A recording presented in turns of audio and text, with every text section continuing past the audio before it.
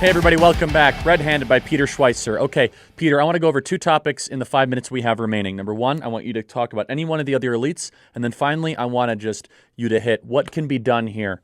How can we bring justice to all of this? Because this stuff is so obviously either illegal and definitely immoral. Yeah, I mean, I guess I would say let's talk about LeBron James a little bit. Obviously, he's very outspoken on a lot of issues.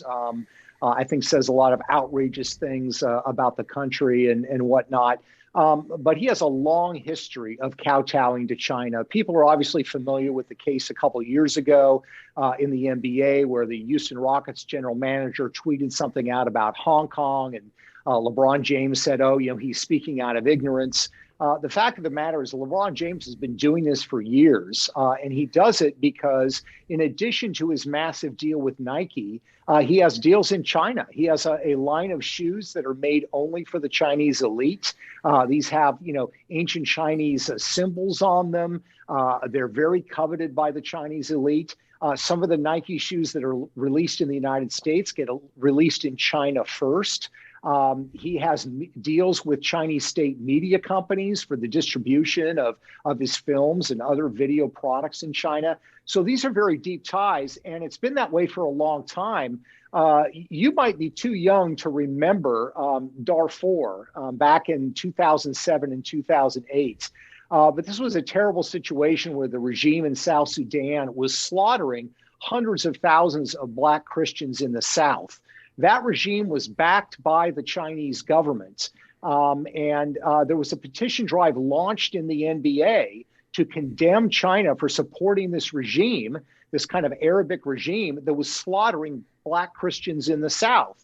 A lot of people in the NBA signed it. LeBron James refused to sign the petition.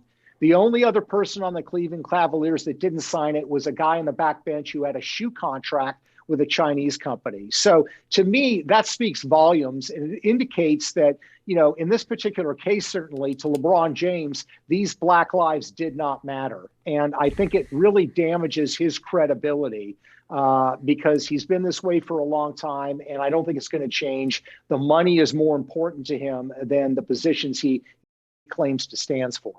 No doubt. What can be done to hold these people to account? Let's just take the Bidens. We're getting so many emails, Peter, hundreds, thousands of emails. Where's the justice? Where's the FBI? Where is this? Is there any hope for justice? Yeah, I think there is. Look, I'm not going to give up on this until the American people give up on it. And I kind of have viewed my role and this organization that I run's role to be kind of a Paul Revere for America. Certainly not comparing myself to Paul Revere, but our job is to sort of spread the word and to let people know that, in effect, the British are coming.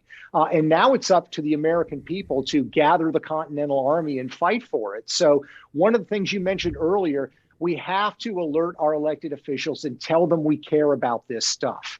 That's absolutely vital. The second thing I would say is, these companies, these big tech companies, they have shareholder meetings. Buy a couple of shares of stock of Google and go to the shareholder meetings and read some quotes from the book of what these executives say about China and ask them to explain it publicly.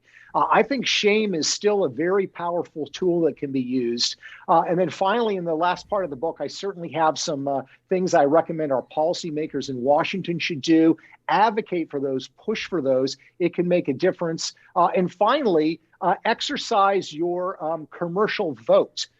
Don't buy the products of companies that are engaging in these damaging behaviors, and certainly don't buy products from Chinese companies like Huawei that are trying to undermine the United States. Well, you won't compare yourself to Paul Revere, but I will. You're doing an equivalent moral good to what Paul Revere did, truly, because the Chinese are here. They're not just coming. They've infiltrated every single part of American society. We talk about China quite often here on this program, but just to be able to have a piece of literature, research is what this really is, that goes through in an incredibly thorough manner, citing how every vertical of American culture and finance and business has been corrupted by the Chinese Communist Party. It is no mistake. It is a strategy. It's a military strategy, elite capture, whatever you want to call it, of what I believe is an enemy of the United States, the Chinese Communist Party, that is one by one trying to pick off people that could potentially stop their rise to global power. And Peter, you've exposed that, and it's a great moral good and takes a lot of courage. Thank you. Red Handed by Peter Schweizer. Peter, thank you so much for joining us for this hour. I enjoyed it. Thanks, Charlie. Thank you. Everybody, check out Red Handed by Peter Schweizer. Email us your thoughts, as always, freedom@charliekirk.com, and subscribe to the Charlie Kirk Show podcast. We have some amazing podcasts coming up this weekend. You do not want to miss it. We're only streaming on rumble.com because YouTube, they're a bunch of totalitarian authoritarians that censor Dan Bongino. So make sure you download rumble.com as well, the place for free speech. Charlie Kirk, see you guys next week.